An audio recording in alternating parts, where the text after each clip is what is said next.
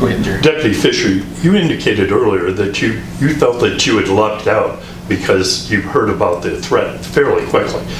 What was lucky about that? Why wasn't that just good police work? Well, it shows when I don't know if, to me, if a student knows something and they come forth, had that student not come forth, we may have not heard about it until 9 or 10 o'clock at night, or we may not heard about it until Sunday or Monday or even today. And then when it gets to that point and you're 48 hours into it or even 24 hours into it, you're talking about a lot of time that's gone by and things could go wrong. And so that part of it we worked out, and there were several students, and I cannot stress that enough, commend those students who stood up and came and talked and let us know what was going on. I encourage parents to tell all their children that, sometimes that's a hard step, and because they understand that there could be some repercussions from that too. But I want parents to know that when kids get labeled as snitches and things, that's not the case. I mean, something like this, those students ought to be should be very commended. And in fairness, Miss Hampton at the high school, I mean, she was right there on top of it, and the administrators, and we ran with this very quickly. And I know there was a few things I had to do before I could leave the high school, but I know Mr. Vaughan was in there, and all the principals from the high school, and Mr. Kotulka was out of town, but he was talking to us over the phone and back and forth, and the sheriff, and Mr. Bowser, Mr. Stein, and so that part of it really helped the investigation, and I thank God nobody got hurt. That's the main thing. Nobody got hurt, nobody got killed, and I feel for the people in Florida and all over this country where this is happening. School should be an opportunity for kids to learn, and it should be an opportunity for them to way out to have fun and interact with other people. And we just need to be vigilant, but we need to pray, and that this never happens. I mean, it's sad. If I can add, we also have a Safe Schools Committee that's made up of staff, community members, the Sheriff's Office, and others. And they had actually met on that Wednesday, that morning of the Florida shooting. And we review our Safe Schools plan throughout the year, and it's constant on our mind talking about how our buildings are safe, how fast can the sheriff's office respond if there's an emergency, what do we need to do to secure our schools better, how do we let visitors in, and Mr. Vaughan is the sort of the chairman of that organization. So we're constantly looking at what we can do to enhance the safety and the security of our buildings to make sure our kids safe. That leads into a segue here for some other questions that I've got here. Excuse me. One question is saying, will there be more officers all the time? And the question also, does the resource officers that are currently there carry? Do they carry? Meaning? Weapons. The resource officers they carry the same weapon as any other deputy would. It's just one of the sheriff's office deputies who are assigned to the school. And then the other questions I have here is, how are they positive they can protect each student in harm's way? What has happened to our children? I feel technology is too overrated. Kids should never be afraid. Was there only one kid involved? And we answered that earlier, that yes. Through the investigation it proved it was just one child. Retaliation on the kids that actually told about this, those have probably been kept secret, and nobody knows about it except them and you guys. Correct. Now, if there's any kind of retaliation, they'll come and see us at the school board office, because we don't tolerate retaliation on anything. That doesn't mean it doesn't happen, but there's a zero tolerance for that. Superintendent Kotulka, what's the number one thing the public should take from this entire incident? What's the number one thing you want to communicate to the public about this? I would say this, and being out of town at the time, we have an organization both in Alleghany County Public Schools and the Sheriff's Office that take threats seriously. They wasted no time and didn't dilly-dally. They didn't mess around. They got right to it. They found the person who committed it, arrested that person. It's no nonsense. Our schools are safe. We're going to continue to work towards ensure our kids are safe. I would put my own children in the building. I'm not going to put staff or students in any place that's not safe. So on Tuesday, to the best that we know at this time, unless something else comes up, it's a good place to be.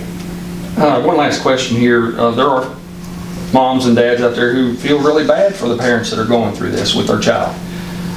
The child probably thought it was funny and just a way to sort of get back or sour school for just a little while so he didn't have to go to class, or maybe didn't have to show up the next day. But there are parents and other families out here that feel the pain from that, because they say that they should teach children that this isn't funny.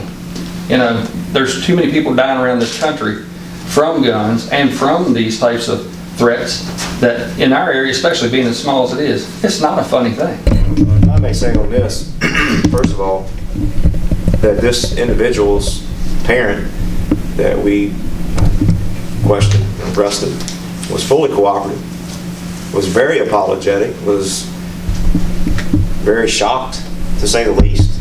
She cooperated, the student cooperated, and he confessed to it. And whether it's a joke or not, I agree. I don't think it's something you joke about. You just, you know, and I want to go back to, you said something about the SROs, and, you know, there are some localities in Virginia that only have part-time SROs that are, I'm talking a few hours a week. So we're blessed to have. Would I like to have more SROs? Absolutely. I think that right now we have 3, including myself. But would I like to have more? Absolutely. Of course, I'd like to have 10 or 12 more deputies out on our patrol shifts too, and as would Covington or Clifton Forge. I know budget constraints hurt us and things like that. So, you know, I encourage parents, if you feel like we need, you know, more police protection in the schools, and, you know, make that voice concerned in a positive way. But as far as our SROs and things, I take my job seriously. I've done this for a little over 12 years of my life, and my 14-year law enforcement career, and I take it seriously, as does Mr. Bowser and all the other law enforcement. And tomorrow, if we go as planned, we will have extra patrol. Master Bowser and I and Sheriff Hall, we've talked about that. We will have extra patrols in place. And, you know, we spend the majority of our day, when I come to work, I spend the majority of our days, and so does the other resource officers, in the building, and not only in the building, but we go around the perimeter of the building. We check the parking lots, the high school, the elementary schools.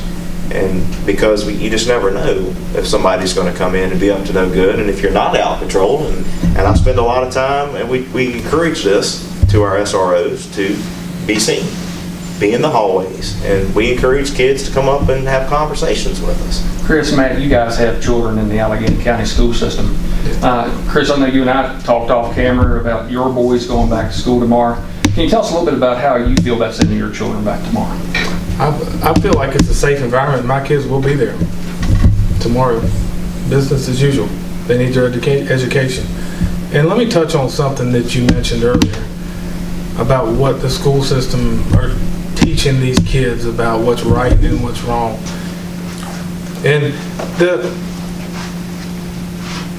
to keep our children safe, it's not going to be a school issue or a law enforcement issue. It's going to be a community issue. It's going to be the activities that they're involved with, the religious groups that they're involved with.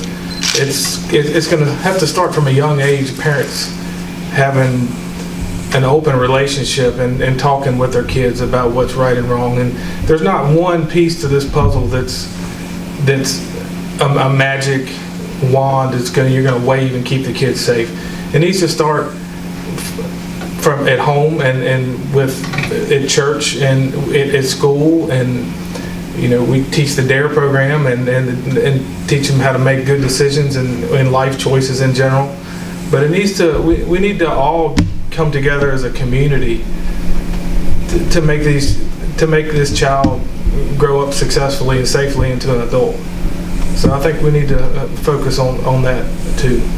Chris, your boys going to school tomorrow? They're going to school tomorrow. And I'll tell parents this. I'll tell you, as a parent to parent, and listen to when I say this, you should hug your kids every day. You should tell them you love them every day. That may seem like I'm being a little emotional, or soft, but you should tell them you love them every day. You should hug them and say, hey, and this is what I do to my kids. I love you, and if daddy doesn't come home today, I love you, I'm proud of you. And that's what you should do. And, if you have issues and let's stress this too, if you have issues at school, if it's not known, we can't help. We can't. If you have an issue and it's concerning, if it, a lot of times people come in and they'll say, well, have you reached out to anyone? Well, no, I haven't talked to anybody. Well, I didn't know anything about this or that. And when you don't have that communication sometimes, there's where the breakdowns happen. And it just so happened on Friday that we had the communications, we had everything just kind of fell into place for us. But, I'm just thankful nothing happened, but yeah, are my children going to go to school tomorrow? Yeah, absolutely. There's people here who are saying that, yes, it is a parenting issue in a lot of cases. And of course, they're very thankful for the increased security that will be there tomorrow. That brings some final questions for you, Dr. Kotulka. You guys, I know, are always seeking new funds for security in the schools. With this incident and the one that was at Covington recently, is that something that you guys always think about, or are you going to put more emphasis on that now that something has happened? No, we are always thinking of it. We are going to currently redesign the front entrances at we've redone Callahan, and this summer we're going to redesign the front entrances at the other 4 schools to make it even safer. So, we are always constantly looking at what we can do to make our schools safer. And part of that is working with colleagues in other places in the state or in the Commonwealth or across the country. What have they done? So no, you can't wait on this. You've got to be proactive. And that's another thing. And again, watching what Mr. Vaughan did in our staff and Sergeant Fisher and the Sheriff's Office staff, they were very proactive on this. And that's the key. And I'd like to say something that Colonel Bowser said, is that we cannot operate in silos. It can't be the school division. It cannot be the Sheriff's Office. It can't be the Covington Police Department or the churches. We've got to work together as a community. And when we do that, we start noticing the little things. And that's so important to be able to say, what's up with this? And then check it out to find out. And if we can provide those students the assistance, or young adults that need the assistance to go beyond, that's what we need to do. And that's when we become successful as a community. You just spoke a little bit ago about the increased security that you guys are always looking at. That was for all schools, correct? Yes, absolutely. We even we communicate with the Dabney Lancaster a lot too. I mean, we've actually done mock drills with partnering with Dabney. And whenever there's always some type of threat that's made or something like that, usually there's, it's been in the past, Dabney's called and we reached out to them and they've said, excuse me, do you think that we need to, what's going on? So we try to communicate with everyone. So, and you have the technical center at the high school too, and that's kids from Covington and kids from Alleghany. We're all in this together. And we have to keep all the kids safe. It doesn't matter where they're from. Well, we do lockdown drills required throughout the year, but I think we did one about a year ago when we did a live drill right at the beginning of the summertime. 2 years ago. 2 years ago. 16. But that's a live drill. Not many divisions practice that, where we involved emergency responders, we involved the Sheriff's Office, police departments, and went through the entire scenario. And that's how we grow and get better. God forbid that we ever have to use it. But we do try to be proactive. No, we don't try, we are proactive on these issues. The parents are on board with the more money for the security systems and for better security. Who would they go to say, we want the school systems to have more money for security for our children? Who would they go to? I would say one of 2 people, myself. They'll send me an email. I'll be more than happy to take that, but then also their member on the Board of Supervisors to let them know as well.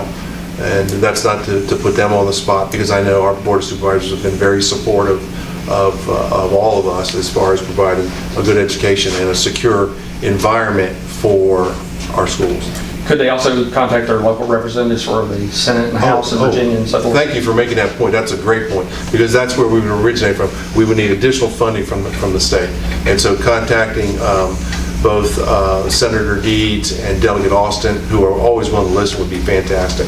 And if anybody needs help writing a letter, they can give me a call or send me an email. We can help craft the letter for them.